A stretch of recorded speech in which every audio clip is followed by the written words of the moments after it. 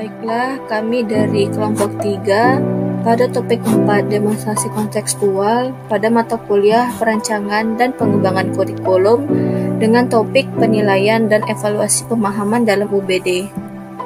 Dengan anggota kelompoknya ada Dea Ika Putri, Dia Fatia Firdaus, dan Mika Nurski Rahmadani. Nah, di sini kami akan menjelaskan mengenai kemampuan aplikasi. Manajer kelompok memimpin diskusi dengan agenda pertama merangkum, mengedit, dan mengembangkan naskah pendapat kelompok terhadap topik dalam bentuk teks minimal 300 kata dan maksimal 500 kata. Agenda kedua, manajer memimpin diskusi untuk menyepakati juru bicara pemaparan video penjelasan kelompok maksimal 5 menit berdasarkan video masing-masing anggota. Nah, di sini untuk kemampuan aplikasi yaitu penilaian dan evaluasi dalam understanding by design memiliki 6 aspek. Salah satu di antaranya adalah aspek kemampuan aplikasi. Kemampuan aplikasi memiliki komponen sebagai berikut. Komponen pertama yaitu ada efektif, yang kedua efisien, ketiga fasih, keempat adaptif, yang kelima anggun atau graceful. Nah, kita masuk ke efektif. Efektif merupakan proses terjadinya suatu efek dalam suatu perbuatan sesuai dengan yang dikehendaki. Pembelajaran yang efektif biasanya ditandai dan diukur oleh tingkat pencapaian tujuan. Pembelajaran efektif tidak terlepas dari mutu pembelajaran yang berkualitas, karena kualitas hasil siswa tergantung pada efektivitas proses pembelajaran yang terjadi.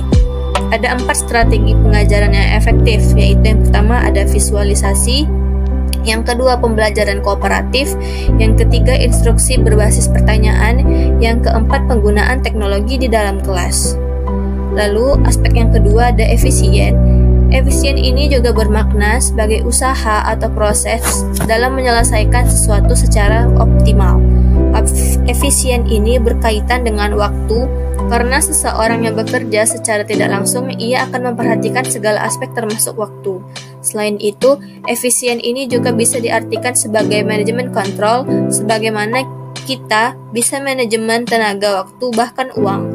Karena setiap pekerjaan yang kita kerjakan tentunya harus berkonsep pada efisiensi.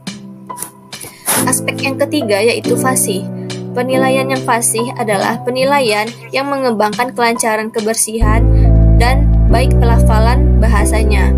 Mengetahui banyaknya kosakata akan memudahkan kita dalam menyampaikan pendapat yang ingin kita sampaikan kepada seseorang. Kefasihan dalam membaca ada 2 jenis yang harus diketahui, yaitu kefasihan membaca secara lisan dan yang kedua kefasihan membaca dalam hati. Aspek berikutnya yaitu adaptif. Menurut KBBI, adaptif memiliki arti mudah menyesuaikan diri dengan keadaan, dapat diartikan juga sebagai kematangan diri dan sosial seseorang dalam melakukan kegiatan umum sehari-hari sesuai dengan usia dan berkaitan dengan budaya kelompoknya. Tidak semua orang mampu berperilaku secara adaptif, dipengaruhi oleh lingkungan intelijensi dan dukungan sosial. Adapun konsep perilaku adaptif yaitu yang pertama, kemampuan seseorang untuk menghadapi keadaan yang terjadi di dalam lingkungan masyarakat. Yang kedua, kemampuan seseorang untuk dapat melakukan kebebasan pribadi dan kemampuan beradaptasi secara pribadi. Yang ketiga, kemampuan untuk melakukan fungsi otonomi dan tanggung jawab sosial. Dan yang terakhir, kemampuan seseorang yang berkaitan dengan fungsi kemandirian sesuai dengan usianya. Lalu, aspek yang terakhir yaitu anggun atau graceful. Menurut KBBI, anggun artinya apik dan berwibawa. Setiap siswa memiliki karakter yang berbeda-beda.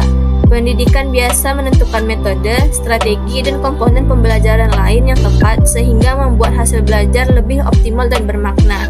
Perilaku pelajar adalah suatu sikap yang mana muncul dari diri siswa dalam menanggapi dan merespon setiap kegiatan pembelajaran, menunjukkan sikap antusias dan bertanggung jawab atas kesepakatan belajar yang diberikan kepadanya.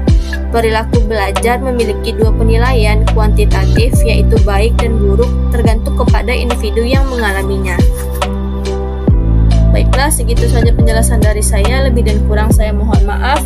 Saya akhiri. Wassalamualaikum warahmatullahi wabarakatuh.